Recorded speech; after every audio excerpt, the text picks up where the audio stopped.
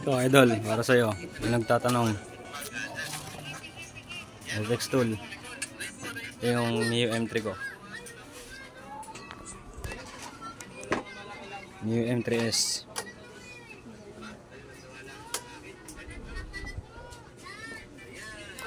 Testing natin itong Apex tool ko.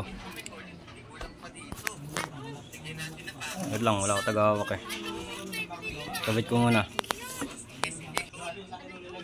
Yan. Salpak natin dito sa diagnostic tool ko. Tapos Yamaha cable. Kabit ko lang. Yan. Kabit lang natin to.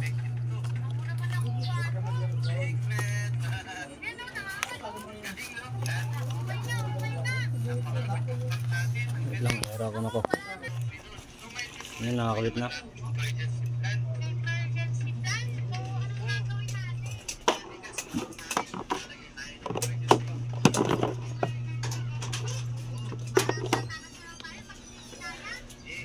Tapos K-line socket.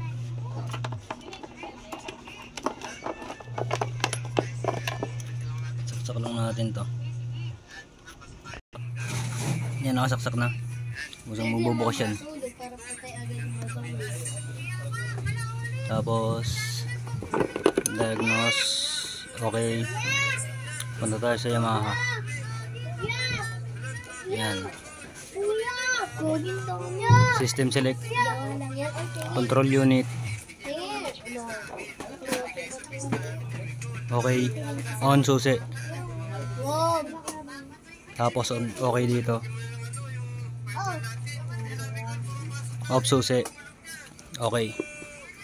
Tapos on susi. Yun, gumagana idol. Red fault code kasi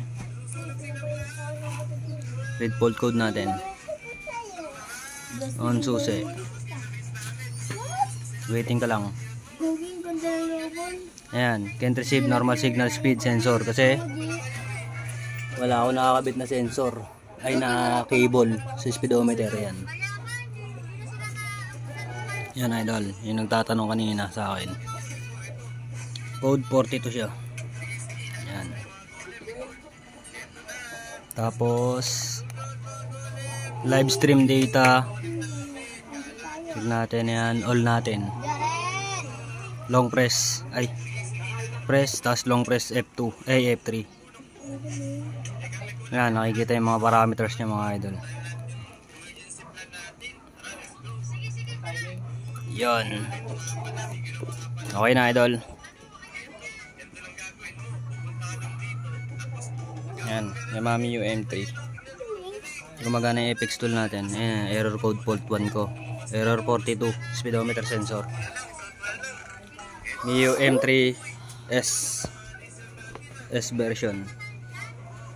May idle stop. Yan, thank you.